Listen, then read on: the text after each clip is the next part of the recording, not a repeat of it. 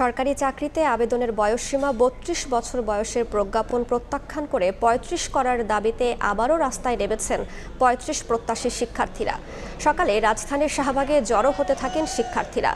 সরকারি সিদ্ধান্তে শিক্ষার্থীদের চাওয়া পাওয়ার প্রতিফলন ঘটেনি বলে দাবি করেন আন্দোলনকারীরা।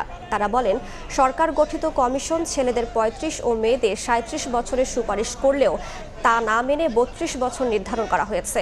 তবে ৩৫ বছর করার দাবি আদায় না হওয়া পর্যন্ত আন্দোলন চালিয়ে যাওয়ারও হুঁশিয়ারি দেন তারা। কিছু সময় শাহবাগে অবস্থানের পর মিছিল নিয়ে রাজু ভাস্কর্যের দিকে যান আন্দোলনকারীরা। যে গণজোয়ারের সৃষ্টি হয়েছে, গণজাগরণ সৃষ্টি হয়েছে, তার মাধ্যমে আমরা বিশ্বাস করতে চাই আমরা ৩৫ বাস্তবায়ন করে আমরা বিজয়বাসী করে ফিরবো। আমাদের আন্দোলন করা হয়েছে ৩৫-এর জন্য, সুতরাং আমাদের যৌক্তিক দাবি ৩৫ দিয়ে আমাদেরকে পড়ার টেবিলে বসার সুযোগ দান করে দেন। আমাদের যে কমিশন সুপারিশ করছে সেই কমিশনের এক দিন কম আমরা চাই না। সরকার অযৌক্তিকভাবে আমাদের ৩২ দিয়েছে, এই ৩২ আমরা মানি না, আমরা প্রত্যাখ্যান করলাম।